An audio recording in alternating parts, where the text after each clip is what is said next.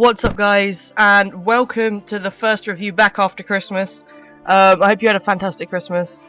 It's obviously New Year's Eve today, New Year's Day tomorrow, so these are going to be kind of like quick little reviews that I put out today. So first one I'm going to do is, of course I said I would do it, so I'm going to do it, Doctor Who, the Christmas special. I think it's called Last Christmas this year.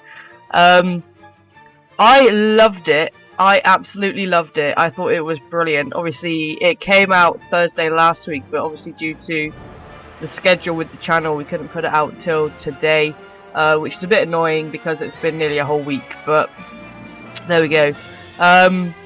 Doctor Who Last Christmas. Peter Capaldi's first Christmas special. I think he did a fantastic job, and I can't praise Peter Capaldi enough as to how he's playing the Doctor. I think he's doing a fantastic job.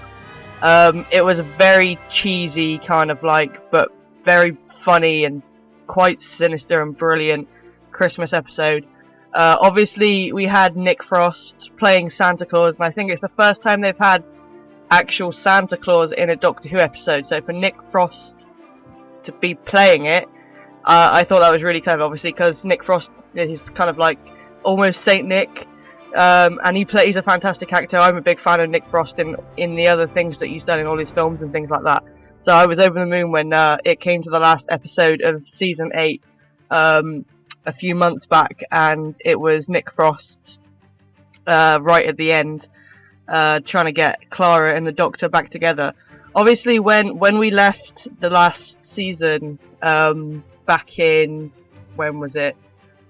November, I think, October, November time, Clara had told the Doctor she had Danny even though she didn't, and the Doctor had told Clara he'd found Gallifrey even though he hadn't, and they were trying to protect themselves, or protect each other more from kind of keeping them away from their lives, and they both kind of wanted to be with each other as travellers together, but they wanted the best for the other person. So it was a really sweet ending, and it was quite nice that they actually kind of played it off like that, because it was the first time that's actually been done. So that was really cool. So to have Santa Claus coming around and sorting everyone's shit out was fantastic. Now, at the end of the last episode of the season, the Doctor must have obviously been in a dream, because that's when he saw Santa Claus on the TARDIS. He must have been attacked by one of these dream crabs. And that's obviously what the episode's about. It's about these dream crabs that kind of try and take over your brain, and they're obviously out for world domination, as per is the usual with Doctor Who. And they kind of make you go within dreams within dreams within dreams, and kind of keep you from knowing what is and isn't reality. And Santa Claus was their brain's way of saying, hang on a minute, something's not right here. So that's basically what the episode kind of revolved around, and I thought it was a really clever idea. It made me laugh, because when I first saw the dream crab, and it was the scene where they're all kind of coming down on the ceiling, I was like, hang on a minute, they look just exactly the same as facehuggers from Alien. And I was about to be like, hang on a minute, has Stephen Moffat been copying bloody H.R. Geiger's designs for Alien, blah blah blah. And then one of the characters actually says it, so I was like, do you know what, I'm going to let it slide, purely because they've obviously been designed that way for a reason. I'm going to let that slide. So I thought it was a fantastic episode. Obviously we saw Clara and Danny in Clara's dream. It was which dream was it? The one where she went to see the dream crab that they thought was dead, and it had come back to life. And it was the one in the lab.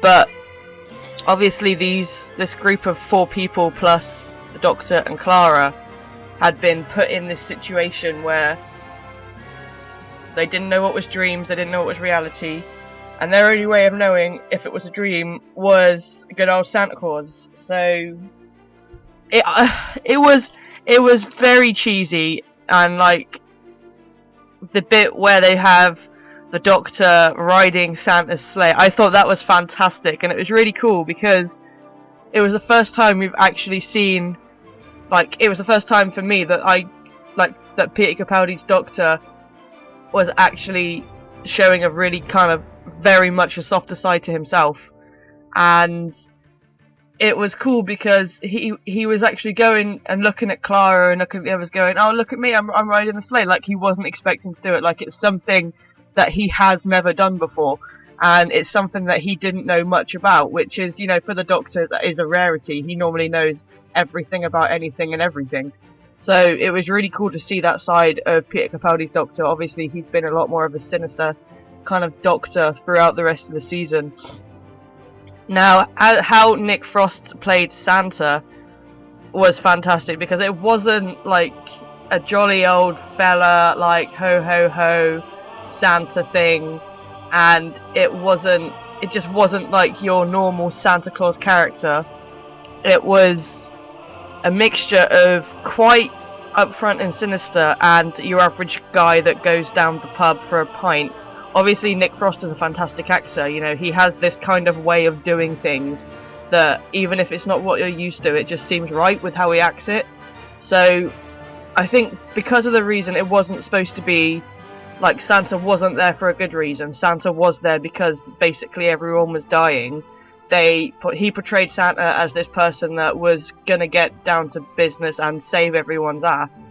And obviously he knew himself that he was a dream, and the elves knew they were a dream, and they were actually kind of trying to push things on the rest of the characters, like the main cast for the episode, to make them realise that it was a dream. And I think they were a bit, like, as the characters were a bit shocked that they were believing that what they were saying about Rudolph was flying and magic carrots and all this kind of stuff. So that was really cool, to have like another side of Santa to have a look at. Obviously, we know Santa as this guy that's really lovely and delivers our presents, but you know, in this case, Santa's the one that's kind of been made up by everyone's imagination on Christmas Eve because they're dying. And the fact that they could still portray Santa in that way and have it work was fantastic. I mean, I praise Stephen Moffat to the ground and back. You know, he is a fantastic writer, and he wrote this episode absolutely spot on. And you know, it's all. I mean, there's always been some kind of like some kind of film reference, I guess, when it comes around to the Christmas episode. There's always been something. Obviously, I think was it the last one that was... No, it wasn't the last one. It was the one before last, when it was the Doctor, the Witch and the Wardrobe, I think it was. The one when they go through that magic box. And it's not got any of the Doctor's companions in it. It's the one between the Doctor, between Amy thinking the Doctor's dead and obviously them realising that he's not dead. So the fact that they had like kind of an alien theme was pretty cool, because I'm a big fan of sci-fi films and Alien's one of my favourites. So that was really cool. But I think the episode was fantastic. I'll tell you what else I really loved. Well, the little elf, one of the little elves, was actually the character for Drax, the Soltaran. And, you know, bless the guy, he's never had his face on camera. He's always been in a Soltaran suit. And for the first time, they managed to get the actual actor and his face on camera to play an elf. So that was really cool to see. I remember I was watching the Doctor Who Extra afterwards, and I was like, oh my god, it's you! So that was really cool. So yeah, the episode was fantastic. Can I fault it? I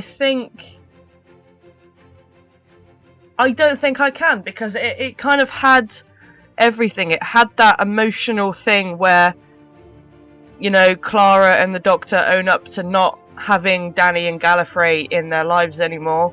The Doctor does become a bit of a dick when he starts to mention Danny flirting with other people, blah blah blah. Obviously, he doesn't know that Danny's dead, so it's not completely his fault. but you know, it's just kind of like it was a kind of like you had that side to the Doctor there, and you know, it was very clever how that, like, their methods of working out if they were in dreams. And you know, Clara has got to be one of my favourite, if not my favourite companion for the Doctor. I think she's fantastic. I think Jenna Coleman does a fantastic job as Doctor's companion. And I mean, it's difficult because when they first announced there was going to be another Doctor, I was a bit like, oh really? Because obviously Matt Smith's Doctor was the 12th regeneration, and it was supposed to be the last one. And when it came to the Day of the Doctor episode, which was the special after the 50th anniversary last year or this year, must have been this year, must have been, no, I don't know, whenever the 50th anniversary was, the episode that came after that, the Day of the Doctor or the Time of the Doctor, whichever one it was, I get mixed up. But whichever one it was, the one that came after the 50th anniversary special, they obviously gave the Doctor a whole new set of regenerations. So we've got a possibility of another 13 Doctors. And I don't know how I felt about that when it came round to Peter Capaldi playing the Doctor. I had nothing against Peter Capaldi playing the Doctor. I think he should have been the Doctor a while back. Obviously, with him being an older guy, they couldn't just kind of put him in the mix with all the young ones. But it's still very like, is it going to work? But since Peter Capaldi's kind of like settled in, and I've been absolutely glued to season 8 of Doctor Who. I haven't been able to stop watching it, and I've watched it again and again and again. And it does, in fact, it does give me kind of hope that if they do carry it on with different Doctors after Peter Capaldi, that they won't fuck it up. Because if they do, it'd ruin it for a lot of people, and I don't want them to kind of run Doctor Who into the ground. But, you know, I think they have a lot of new things they could be doing with the Doctor. I mean, the previous season had a lot of new enemies, it had a lot of new feelings, it had a lot of new aspects to it, obviously with Clara having Danny and her not wanting him to know about the TARDIS and the Doctor nearly finding Gallifrey, and Clara losing Danny. And you know, we've had like I'm currently rewatching season 7, and I nearly finished season 7, and I've been kind of having like a Doctor Who binge since Christmas. And it occurred to me that when the enemies came up in Doctor Who, they were always very similar, and they were always repeats of enemies, like the Daleks and the Cybermen and all of this kind of thing. Or they were always repeats of kind of like villains that we were very familiar with, and they were always portrayed very similarly. So the fact that they've managed to have brand new threats, brand new enemies, brand new villains through season 8, and they've managed to give us a brand new perspective on pretty much every single villain that we are familiar with, gives me hope that they won't mess it up, and gives me hope that there is in fact more they can do with it. Because, you know, this season we've had a good Dalek that we've gone inside of, we've had Cybermen that aren't in control of the Doctor, and you know, they are the only two enemies that we're familiar with that we've actually had for the whole of the last season. Every other one's been a brand new one that we've never encountered before. Whereas the other ones kind of came like as like a familiar thing, like they were present throughout a lot of it. I mean, yeah, a lot of the time it was part of the story build-up, but you know, the fact that they have managed to keep things fresh and things new this season gives me hope that if they do carry it on, that it won't be awful, and it will in fact work. But you know, as far as this Christmas episode goes, I can't fault it. I thought it was fantastic. It was funny, it was tense, it was quite scary at some points, it had stupid references, it was sinister, it had Nick Frost in it. Peter Capaldi is pretty much a genius, and Jenna Coleman is the best companion I've seen on Doctor Who ever.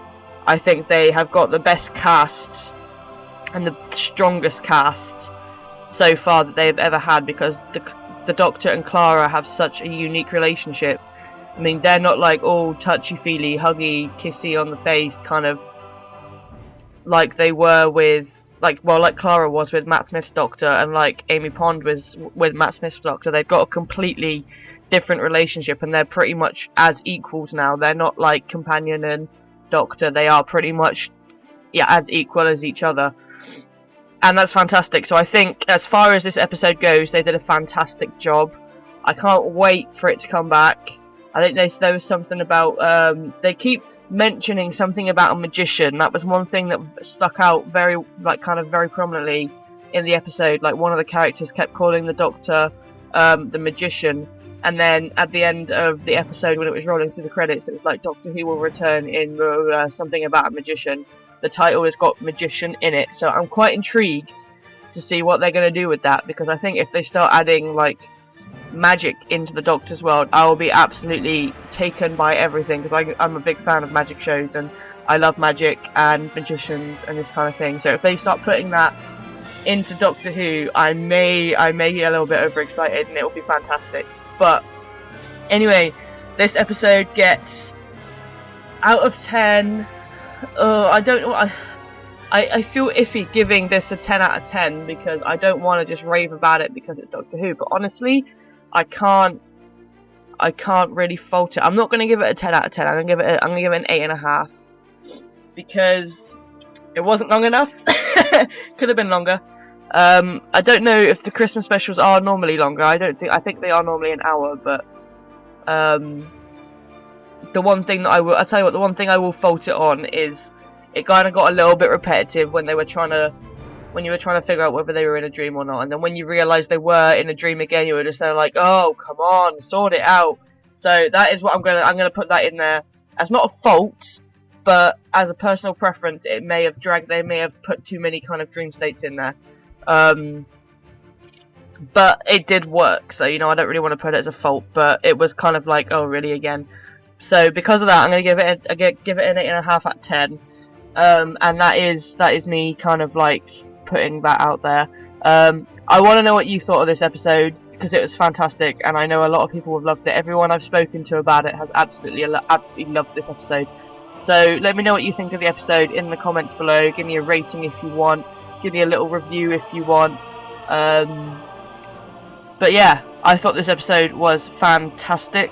The only thing they could have improved on is maybe not as many dream states, but having less dream states that were more in depth, because a few of them did just seem to go chop chop chop chop chop and they were over with. So there could have been more of a kind of like, we didn't really get anything from the villain's point of view, I suppose. So, you know, normally when we get aside from like the villain on why they're trying to do it, blah blah blah blah, we didn't really get that. It was just kind of like get them out and stop them from being dead, basically. There wasn't really an explanation from the other side of the argument, which there normally is. So, you know, again, that could be improved on. And, you know, we need kind of, I did feel like that we needed more explanation, and we needed kind of more of a build-up to the Doctor and Clara coming back together. I did quite like the fact that they had Clara as an older person, because she'd stayed with Santa for too long, or the Doctor hadn't found her quick enough. But I don't think that was quite necessary. But you know, the fact that they had her as an older one, then came back as a newer one, I don't think that was quite necessary. But it was quite sweet to see. But because you had the whole thing of the Doctor saying, "Oh, you'll never look any different to me," and I thought that was really sweet. So, you know, that it was cool, but I don't really know if it was generally necessary.